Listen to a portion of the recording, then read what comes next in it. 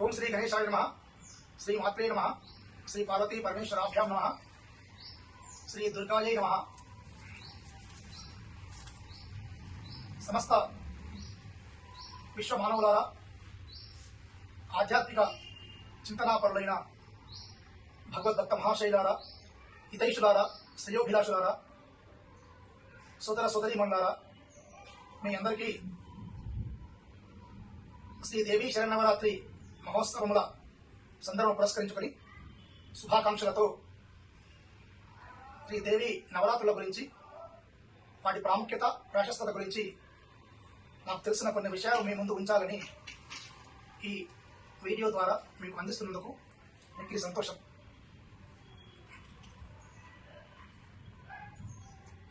ఆశ్వీజ మాసము, కార్తీక మాసము రెండు మాసములను శరదృతువులలో ఉండును. కృత్తికా నక్షత్రము పౌర్ణిమ రోజు ఉండును కనుక దాన్ని కార్తీకం అంటారు. కృత్తికా నక్షత్ర అస్మిన్ మాసి పౌర్ణిమ కార్తీకి అని పేరు. ఆశ్వీజ మాసము, కార్తీక మాసము రెండు మాసములను శరదృతువులలో ఉండును. కృత్తికా నక్షత్రము పౌర్ణిమ రోజు ఉండును కనుక దాన్ని కార్తీకం అంటారు. కృత్తికా నక్షత్ర అస్మిన్ మాసం పౌర్ణిమ రోజు అశ్విని నక్షత్రం ఉండును కనుక ఆశ్వీజ మాసం. ఈ ఆశ్వీజ మాసంలో రేపటి నుండి అనగా 22 సెప్టెంబర్ 2025 స్వస్తి శ్రీ విశ్వావసునామ సంవత్సర ఆశ్వీజ మాసం ప్రారంభమవుతుంది. ఈ రోజు నుండే సృష్టిలో సమస్తమైన ఈ లోకంలో అన్ని ప్రాంతాలలో, వివిధ క్షేత్రాలలో, వివిధ ప్రాంతాలలో అమ్మవారి యొక్క నవరాత్రులు కూడా ప్రారంభమవుతాయి. నవ అంటే 9 రాత్రులు గడిపిన తర్వాత 10వ రోజున విజయకేతనము అమ్మవారు ఎగరవేసినటువంటి రోజు కనుక నవరాత్రులు అని పేరు పరిపాటి. అయితే వీటిని కొన్ని ప్రాంతాలలో శరన్నవరాత్రులు అంటారు. ఎందుకంటే శరదృతువులో ఈ నవరాత్రులు ప్రారంభమవుతాయి కనుక శరన్నవరాత్రులు అని. దుర్గాదేవిని కూర్చోబెట్టి పూజిస్తారు కనుక దుర్గా నవరాత్రులు అని. ఈ విధంగా దేశకాల మాన పరిస్థితులను బట్టి పిలుస్తుంటారు. ప్రత్యేకించి నవరాత్రులు ఎందుకు అంటే, అమ్మవారిని ఎందుకు పూజిస్తుంటారు అంటే, అమ్మవారు ఈ సమస్తమైన ఈ సృష్టికి మూలాధారము, మూల విరాట్టే అమ్మవారు. ఎందుకు అంటే శివుడు తన శరీరంలో పూర్తి భాగాన్ని, సగభాగమే కాకుండా, సగభాగము అని మనం అనుకుంటాము కానీ పూర్తి భాగాన్ని అమ్మవారికి అర్పించిండు. ఎందుకంటే లోకకంటకులు ఎందరో మంది దుష్ట శిక్షణ, దుష్టరక్షణ కోసం అమ్మవారికి పూర్తి ప్రాముఖ్యత ఇచ్చి ఆయన సుమంగళి అనే పేరుతో ఆమెను పిలవడం ప్రారంభమైంది. ఎప్పటికీ నువ్వు నాకు సహకరించే అత్యంతమైన ఒక ఆయుధం వలె ఉండుగాక అని పరమేశ్వరుడే. ఈ దేవీ నవరాత్రులు రేపు సోమవారము 22వ తేదీ సెప్టెంబర్ 2025 నుండి మొదలుకొని 22 అక్టోబర్ గురువారం వరకు కొనసాగుతాయి. మనము దేవీ నవరాత్రుల గురించి చర్చించే ముందు కొంత అవతారిక పీఠికలో కొన్ని వాస్తవాలను చెప్పాలనే ఆలోచనతో ఈ వీడియో నిర్వహిస్తున్నాం. ప్రకృతి అంటే ఈ మొత్తం సృష్టి. ఆ ప్రకృతిని సృష్టించాలంటే ఒక శక్తి అవసరం. ప్రకృతి మనకు కనిపించాలి అంటే, ప్రకృతిని చూడాలి అంటే ఒక శక్తి అవసరం. ఆ శక్తి స్వరూపిణే మన అమ్మవారు.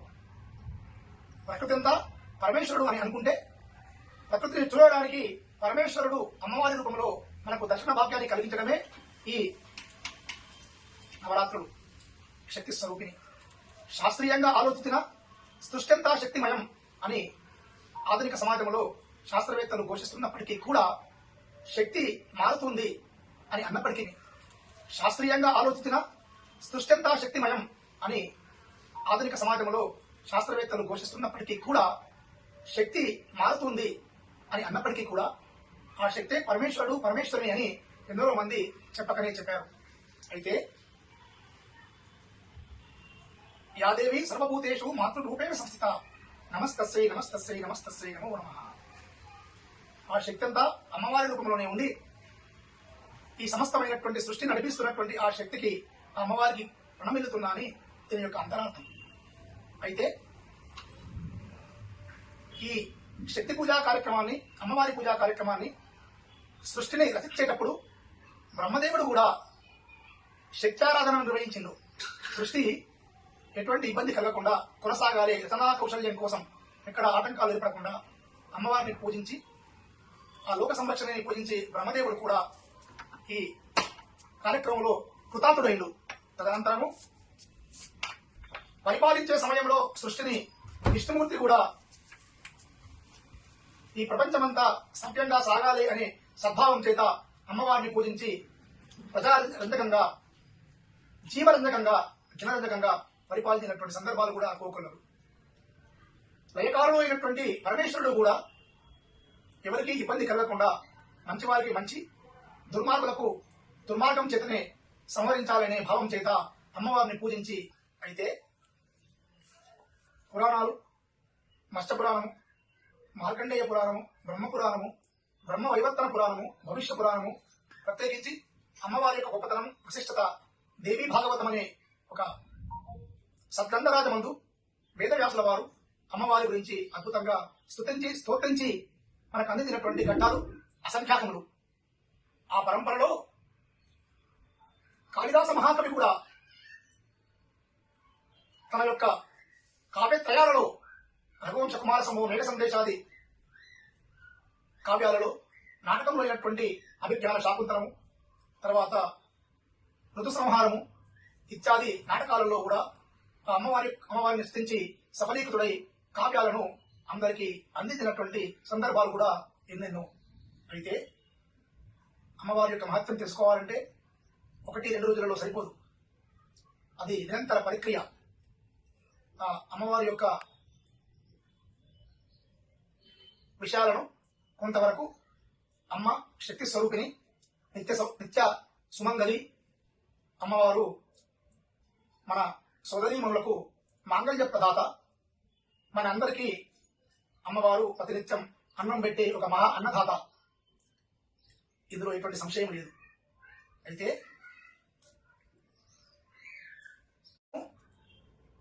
సూర్యోదయం నుండి సూర్యాస్తమయం వరకు,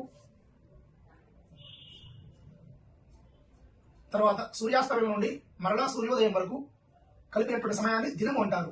ఆ దినంలో పూర్వ భాగం అంతా వెలుతురుతో ఉంటుంది, ఉత్తర భాగం అంతా చీకటితో ఉంటుంది. మహిషాసురుడు అనే ఒక రాక్షసుడు లోకకంటకుడై యజ్ఞయాగాదులు నిర్వహించే సమయంలో అందరినీ ఇబ్బంది పెట్టి, ప్రజలను పరిపాలించే సమయంలో అందరినీ కష్టపెట్టే తరుణంలో ఋషులు, గురులు,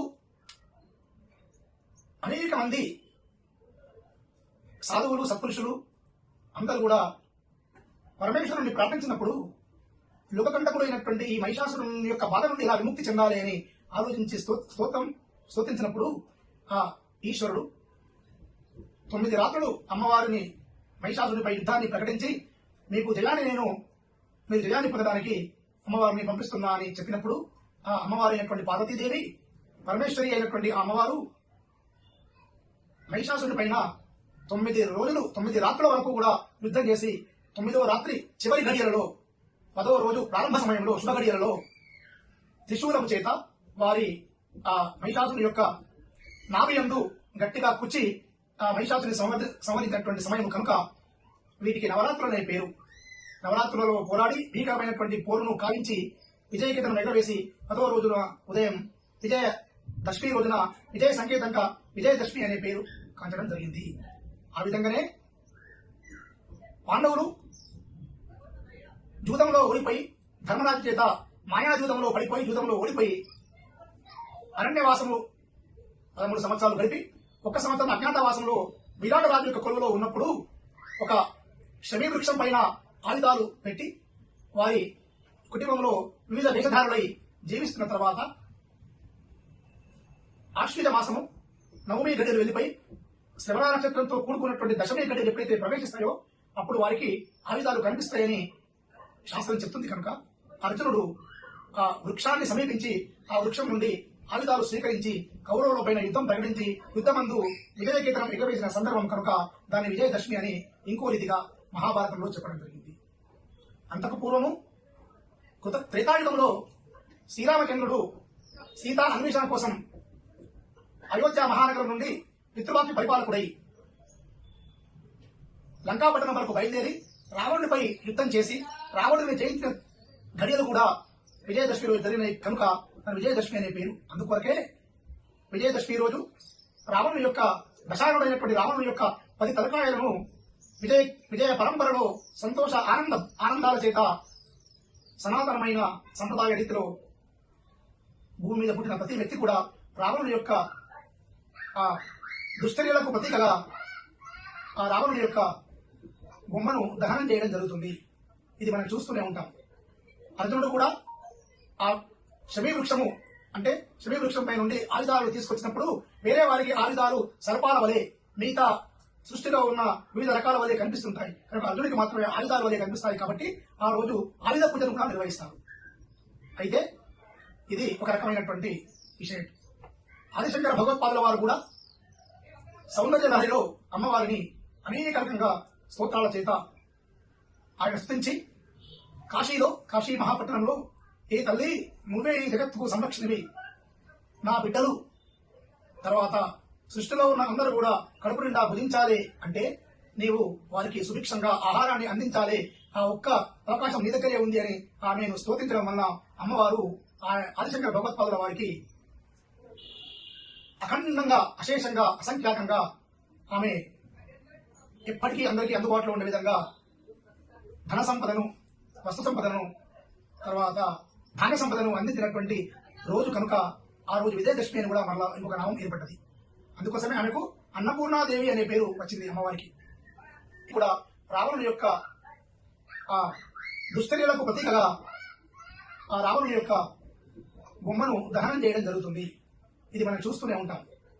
అర్జునుడు కూడా ఆ శమీ వృక్షము అంటే శమీ వృక్షం పై నుండి ఆయుధాలు తీసుకొచ్చినప్పుడు వేరే వారికి ఆయుధాలు సర్పాల వలె మిగతా సృష్టిలో ఉన్న వివిధ రకాల వలె కనిపిస్తుంటాయి. కనుక అర్జునుడికి మాత్రమే ఆయుధాల వలె కనిపిస్తాయి కాబట్టి ఆ రోజు ఆయుధ పూజను కూడా నిర్వహిస్తారు. అయితే ఇది ఒక రకమైనటువంటి విషయం.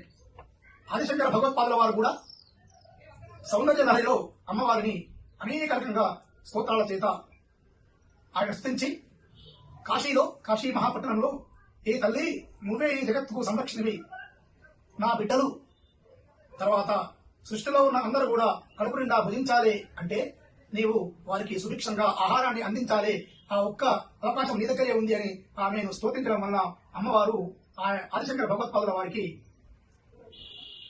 అఖండంగా అశేషంగా అసంఖ్యాకంగా ఆమె ఎప్పటికీ అందరికీ అందుబాటులో ఉండే విధంగా ధన సంపదను, వస్తు సంపదను, తర్వాత ధాన్య సంపదను అందించినటువంటి రోజు కనుక ఆ రోజు విజయదశమి అని కూడా మరలా ఇంకొక నామం ఏర్పడ్డది. అందుకోసమే ఆమెకు అన్నపూర్ణాదేవి అనే పేరు వచ్చింది అమ్మవారికి. ఇట్లా శక్తి లేనటువంటి పని మనలో కూడా శక్తి రావాలి అంటే మనం అమ్మవారిని పూజించాలి. శివుణ్ణి పూజించినంత మాత్రాన కూడా శివానుగ్రహం కావాలంటే అమ్మవారి యొక్క అనుగ్రహం కూడా కావాలి. అంటే అర్ధనారీశ్వరుడు యొక్క అనుగ్రహం కానంత వరకు మనకు విజయం లభ్యం కాదు. కనుక మనం అమ్మవారిని కూడా పూజించి మన జీవితంలో మనం జీవిత సాఫల్యాన్ని పొందవచ్చు అని ఆర్యోక్తి. ఇలా చెప్తూ పోతుంటే చాలా ఎన్నో విషయాలు ఉన్నాయి. ఎన్నో పురాణాలలో ఎన్నో ఎన్నో ఎన్నో చెప్పడం జరిగింది. నేను మీకు రేపటి నుండి ప్రారంభమయ్యే 22 సెప్టెంబర్ 2025 సోమవారం నాడు మనమందరం కూడా అమ్మవారిని పూజించి శక్తిని బట్టి, యుక్తిని బట్టి, మనకుండే ఆర్థిక సంపదను బట్టి, మనకుండే స్తోమతను బట్టి, మన పరిసర ప్రాంతాలలో కానీ, మన గృహమందే కానీ, దేవాలయాలందే కానీ అమ్మవారిని ప్రతిష్ఠించి షోడశోపచార పూజల చేత అమ్మవారిని అలంకరించి ఈ 9 రాత్రులు యథాశక్తిగా మనం పూజించినట్లయితే మనకు అనేకమైనటువంటి భోగభాగ్యాలు, సంపద, మనకు ఇహమందు సౌఖ్యము, పరమందు మోక్షము సంప్రాప్తిస్తుందని పురాణ వచనం. అయితే రేపు అమ్మవారు దుర్గాదేవి రూపంలో మనకు అవతారం ఇచ్చి ఆ దుర్గామాత రేపటి నుండి ప్రారంభమయ్యే 22 సెప్టెంబర్ 2025 సోమవారం నాడు మనమందరం కూడా అమ్మవారిని పూజించి శక్తిని బట్టి, యుక్తిని బట్టి, మనకుండే ఆర్థిక సంపదను బట్టి, మనకుండే స్తోమతను బట్టి, మన పరిసర ప్రాంతాలలో కానీ, మన గృహమందే కానీ, దేవాలయాలందే గాని అమ్మవారిని ప్రతిష్ఠించి షోడశోపచార పూజల చేత అమ్మవారిని అలంకరించి ఈ 9 రాత్రులు యథాశక్తిగా మనం పూజించినట్లయితే మనకు అనేకమైనటువంటి భోగభాగ్యాలు, సంపద, మనకు ఇహమందు సౌఖ్యము, పరమందు మోక్షము సంప్రాప్తిస్తుందని పురాణ వచనం. అయితే రేపు అమ్మవారు దుర్గాదేవి రూపంలో మనకు అవతారం ఇచ్చి ఆ దుర్గామాత మనకు రేపటి రోజు యందు శ్రీ శ్రీ శ్రీ శ్రీ శ్రీ బాలా దుర్గాదేవి రూపంలో మనకు అవతారం ఇచ్చి ఆ దుర్గామాత మనకు రేపటి రోజు యందు శ్రీ శ్రీ శ్రీ శ్రీ శ్రీ బాలా త్రిపుర సుందరి దేవి. త్రిపుర సుందరి అంటే 3 లోకాలు పరిపాలించేటువంటి సౌందర్య రాశి. చిన్న పిల్లవలే ఆమె అవతారం ఎత్తి మనందరికీ కూడా ఆమె తన యొక్క దీవెనలు అందించే రూపము బాలా త్రిపుర సుందరి దేవి. తర్వాత ఎల్లుండి 2వ రోజు గాయత్రి దేవి రూపంలో అవతారమిస్తుంది. నగాయత్రాత్ పరం మంత్రం నమాతు పరదైవతం అని వేదం చెప్తున్నది. ఎంతమందిని పూజించినా గాయత్రి మంత్రం అనుష్ఠానం చేయకుంటే నిరర్థకం, తల్లిని పూజించకుంటే నిరర్థకం. ఇది ఆర్యోక్తి. కాబట్టి గాయత్రి దేవి రూపంలో ఆమె మనం పూజించి ఆమె ఒక ఆశీస్సులు అందుకోవాల్సింది. 3వ రోజు అన్నపూర్ణాదేవి. అన్నపూర్ణ అంటే ఆమె అన్నం పెట్టే దేవి. మనం ఎంత సంపాదించినా ఇంట్లో వంట చేసే వాళ్ళు మన సోదరీమణులు, మన జీవిత అర్ధాంగి, భార్యామణి, ఇంకా మన చెల్లెళ్ళు, మన అక్కలు ఇత్యాది మన తోటి స్త్రీలందరూ కూడా. కాబట్టి వీళ్ళందరూ మనకు అన్నం పెట్టేవాళ్ళు. అటువంటి వాళ్ళను పూజించకుండా కూడా నిరర్థకం. కనుక అన్నపూర్ణాదేవి రూపంలో వారిని పూజించి మనము ఎటువంటి లోటుపాటులు లేకుండా మనం సుభిక్షంగా జీవించడానికి అన్నపూర్ణాదేవి స్తోత్రం చేసి మనందరూ సమస్తమైనటువంటి విశ్వంలో ఉన్నందరికీ కూడా అన్నము పుష్కలంగా దొరకాలి, ఎటువంటి ఇబ్బంది ఉండదని చెప్పి అన్నపూర్ణాదేవి మనం పూజిస్తాము. తర్వాత శ్రీ మహాలక్ష్మీదేవి.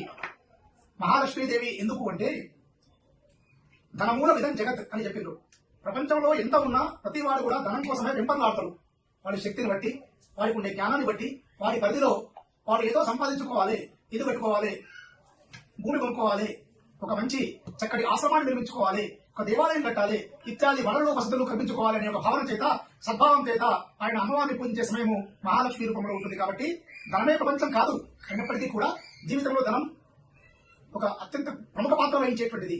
దాన్ని నిజాయితీతో, నిబద్ధతతో, ఎవరికి హాని కలగకుండా, ఎవరిని కష్టపెట్టకుండా ధర్మ మార్గంగా సంపాదించే ధనం ఏదైతే ఉంటుందో ఆ ధనం మహాలక్ష్మి అంటారు. అటువంటి మహాలక్ష్మి రూపంలో అమ్మవారిని పూజించి ధరించవలసింది. తర్వాత శ్రీ లలితా త్రిపుర సుందరి దేవి. లలితాదేవి అంటే లాలిత్యము అంటే మనందరినీ కూడా అమ్మ ఆనంద పెట్టేటువంటిది. అటువంటి ఎంత ఉన్నా ఆనందం లేకుంటే నిష్ప్రయోజనం. ఆనందో బ్రహ్మే దివ్యజానాత్ అని వేదం చెప్తున్నాను. ఆనందం అనేటువంటి దేవుడి జీవితంలో ఎంత ఉన్నా నిష్ప్రయోజనమే. చాలా మందికి ఎన్నో ఉంటాయి, సుఖం ఉండదు, ఆనందం ఉండదు. అటువంటి జీవితం నిరర్థకం. కాబట్టి అటువంటి ఆనందం పడడానికి లలితా త్రిపుర సుందరి 3 లోకాలలో సౌందర్య రాశి అయినటువంటి ఆనంద పడేటువంటి, ఆనంద పెట్టేటువంటి ఆ తల్లి యొక్క లలితాదేవిని మనము పూజించి ఆమె అనుగ్రహాన్ని పొందవలసింది. తర్వాత మహాచండీదేవి. మహాచండీ అంటే చండీ అంటే అమ్మవారు అని అర్థం.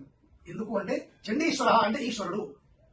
చండీ అంటే పర్వతం అని కూడా పేరుంది ఒక దగ్గర నిఘంటువులు. అంటే చండీ అంటే పర్వతం ఎందుకంటున్నా అంటే దట్టంగా ఉండి ఎంతమంది వచ్చి ఎన్ని గజముల చేత, ఎన్ని అశ్వముల చేత, ఆయుధముల చేత, దేని చేతైనా కదలింపబడకుండా ఉండి ఒకే దగ్గర మూర్తి భవించి స్థితంగా ఉండేటువంటి ఏ స్వభావం అయితే ఉంటుందో అది చండీ అంటారు. అటువంటి చండీ పూజ చాలా గొప్పది. ఆ అమ్మవారు చండీ రూపంలో ఉండి మనందరినీ కూడా జీవితంలో ఇంకో వైపు కదలకుండా, పరదృష్టి ఉండకుండా, పరవ్యామోహం ఉండకుండా మనము ఉన్న దగ్గర సత్సంకల్పం చేత జీవితంలో ధన్యం చేసుకోవడానికి చండీ రూపంలో మనకు అవతారాన్ని ఇస్తుంది. కాబట్టి ఆ చండీ స్వరూపిని కూడా పూజించి మనం జీవితాన్ని సఫలీకృతం చేసుకోవాలి. తర్వాత శ్రీ సరస్వతీదేవి రూపం. సరస్వతీదేవి అంటే విద్య. మానవుడికి ధనమున్నా, ధాన్యమున్నా, ఐశ్వర్యమున్నా, ఏదున్నా, ఎంత ఉన్నా చదువులో తల్లి సరస్వతి అని పేరు. సరస్వతి లేకుంటే నాలుక మీద సరస్వతికి కలిగినట్లయితే మాట్లాడేటప్పుడు మనిషి యొక్క తత్వం తెలుస్తుంది, విషయం తెలుస్తుంది. ఏ స్థాయి వాడు, ఎంతటి వాడు, ఏం చెప్పగలుగుతాడు, ఏం చెప్పలేడు అనే విషయం. కాబట్టి ఆ సరస్వతీదేవి ఉన్నట్లయితే మిగతా అన్ని సంపాదించుకోవచ్చు. ధనం ఉంటే అన్ని సంపాదించుకోరాదు, ధాన్యం ఉంటే అది సంపాదించుకోరాదు. ధాన్యమున్నా, ధనమున్నా, ఏదున్నా తరిగిపోయేటువంటిదే.